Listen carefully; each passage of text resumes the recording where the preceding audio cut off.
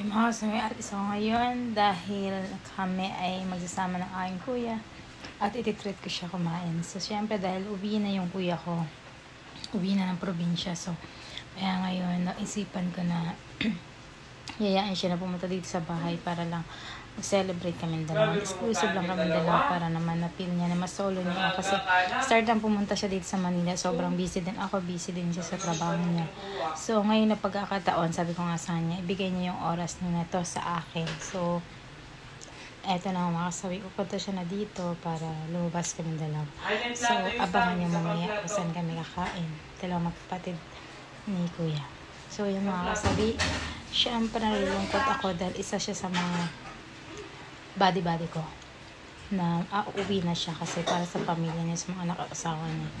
Pero syempre happy ako dahil naging happy siya dahil kompleto na yung pamilya niya dahil andun siya. Bye mga kasabi. So ayan, lalayas na kami. May humahapon. Lalayas na kami mga kasabi, lalabas kami. Kuya. So, ayan, nakalakad kami ni kuya papunta sa kainan. So, naisip namin na mag-ga-unlimited kami para sa so, ayan. Ayan, gutom. Gutom months na daw siya, mga kasal. So, ayan na. So, oras ako pumunta sa itin, alas 4 eh. So, lakad-lakad dito. Punta, pero malapit lang naman sa bahay ang punta doon. Kaya, ang ingay. Hindi na makatiping.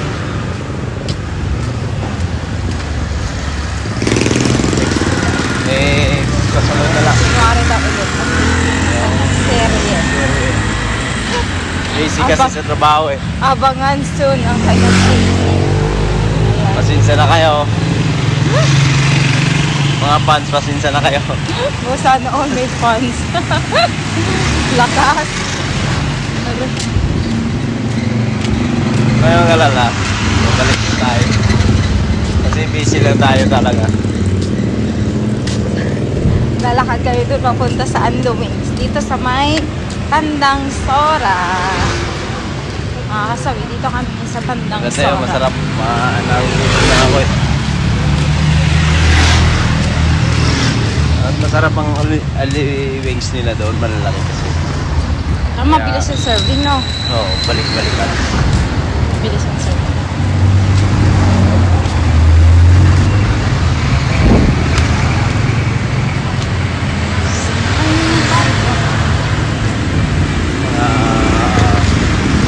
Tapos naman po sa aming destinasyon, mga kasabi.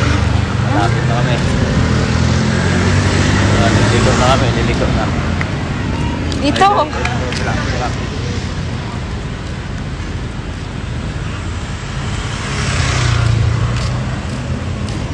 Ano mga kasabi, andito kami kakain ni kuya. So ayan, dito sa may Angeles Station. Dito lang yung matatagpuan sa Tandang Sora, mga kasabi. Here we go.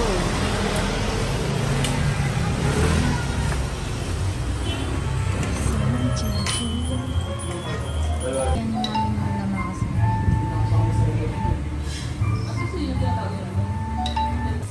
Yan na po ang wings. Yan si kuya.